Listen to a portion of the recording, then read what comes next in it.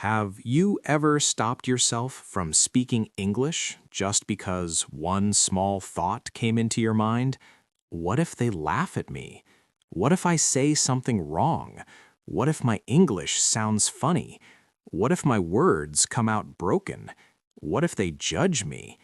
If you have ever felt this, even once, please listen to me slowly, because this is not a small feeling, and you are not weak for feeling this way. My name is Maurice, and tonight I don't want to teach you anything. I don't want to explain rules. I just want to talk to you like one friend talking honestly to another friend, late at night, when everything is quiet and we finally say the things we hide inside. I remember many moments, small moments, but they stayed with me for a long time. Moments where I knew the answer. I knew what I wanted to say in English, but my mouth stayed closed. Not because I didn't know English, but because I was afraid. Afraid they would laugh at my English. Sometimes it was in a group, sometimes at work, sometimes with new people, sometimes even with friends. Someone would ask me something in English, and inside my head everything was moving fast. Words were coming, sentences were forming, but my heart was beating faster than my mouth. I would think, say it, just say it. But then another voice would come, stronger. What if your grammar is wrong? What if your accent sounds bad? What if they smile not because they like you, but because your English sounds funny? And slowly, very slowly, I would choose silence. I would smile, nod my head, or say very small words like yes or okay, even when I wanted to say so much more. If this sounds like you, please understand one thing clearly. You are not alone, not even a little.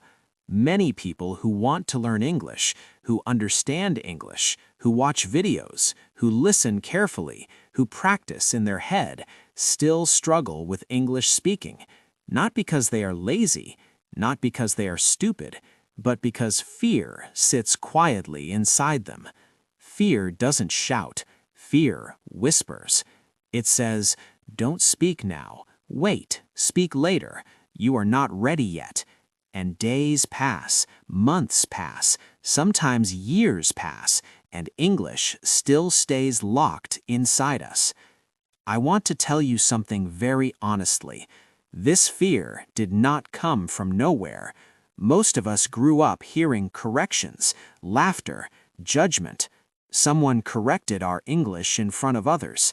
Someone laughed at our pronunciation. Someone made a joke. Maybe they didn't mean to hurt us, but our heart remembered it. So now, every time we want to speak English, our brain tries to protect us. It says, "Stay quiet, it's safer." This is why your mind goes blank. This is why your tongue feels heavy.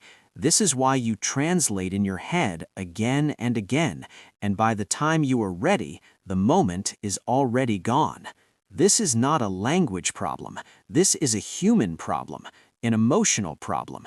And you know what hurts the most? You start thinking, everyone else can speak English, why not me? But you don't see their fear. You don't see their past. You don't see the many times they also felt small.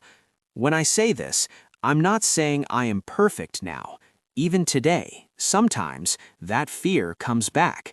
It knocks softly, but now I don't let it sit with me for too long. I learned something slowly, not from books, not from teachers, but from life. People are not waiting to laugh at you. Most people are busy with their own worries, their own mistakes, their own fears. And even if someone laughs, that laughter says more about them than about your English. Think about this for a moment. When a child learns to speak, do we laugh when they say something wrong? No, we smile, we listen, we understand. So why are we so hard on ourselves? You don't need perfect English to communicate. You don't need big words to improve communication. You don't need a foreign accent to have English fluency. You need courage, small courage, quiet courage. Sometimes courage looks like one sentence. Sometimes it looks like one word. Sometimes it looks like saying something wrong and still continuing.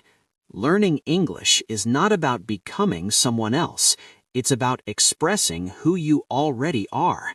Your thoughts are already valuable. Your feelings already matter.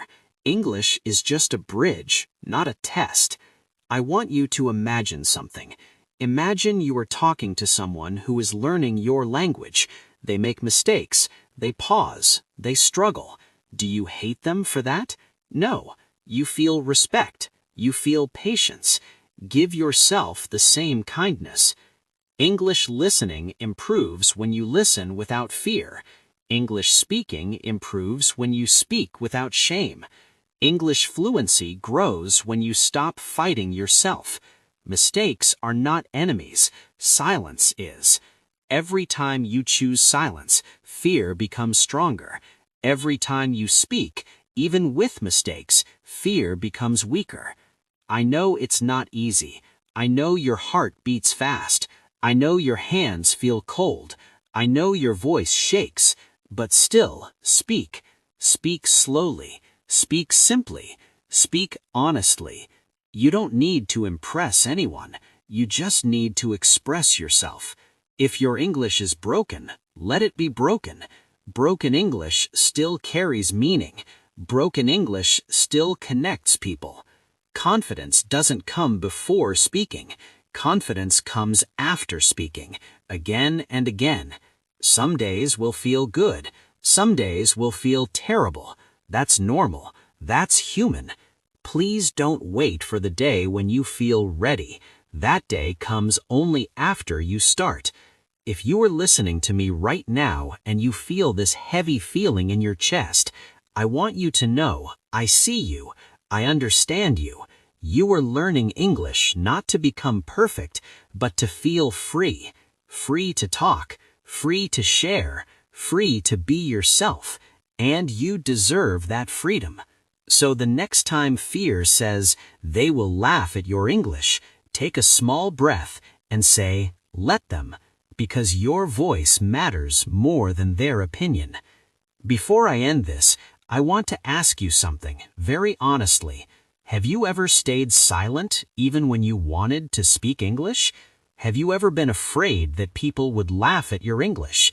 If yes, please write it in the comments. Your words may help someone else feel less alone. If this video made you feel understood, please like the video. It really helps the channel. Subscribe to Unlocked English Fluency if you want more calm, honest English speaking content like this.